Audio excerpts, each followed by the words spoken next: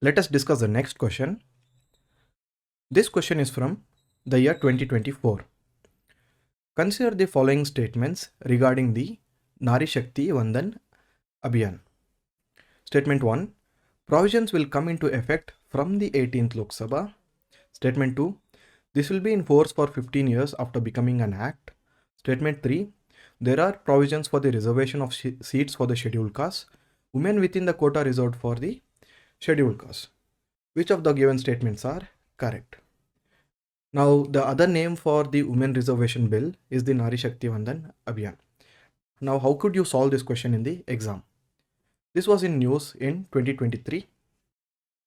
Now, the Women's Reservation Bill, now which became an act, it has provisions for the 1/3 of the women. They'll be given reservations in the seats of Lok Sabha and the state legislatures.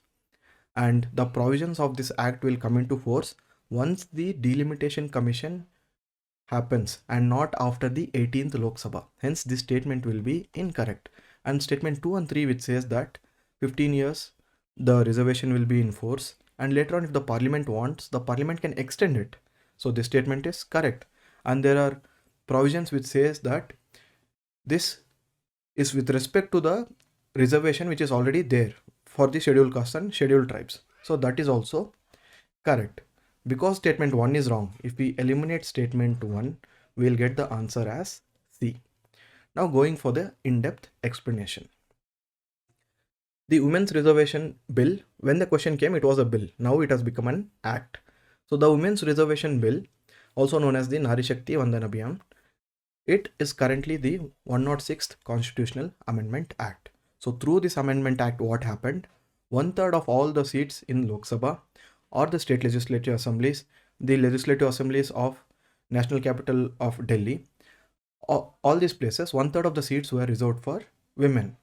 And this reservation with respect to women, it also applies to the particular seats where there are already reservations, the SC and ST reservations which are already there in the Lok Sabha and state legislature.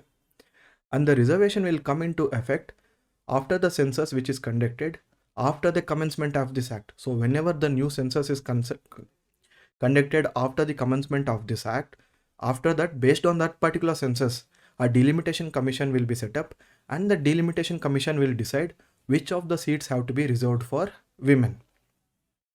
Now, initially the reservation has been provided for 15 years, which is also mentioned in the question.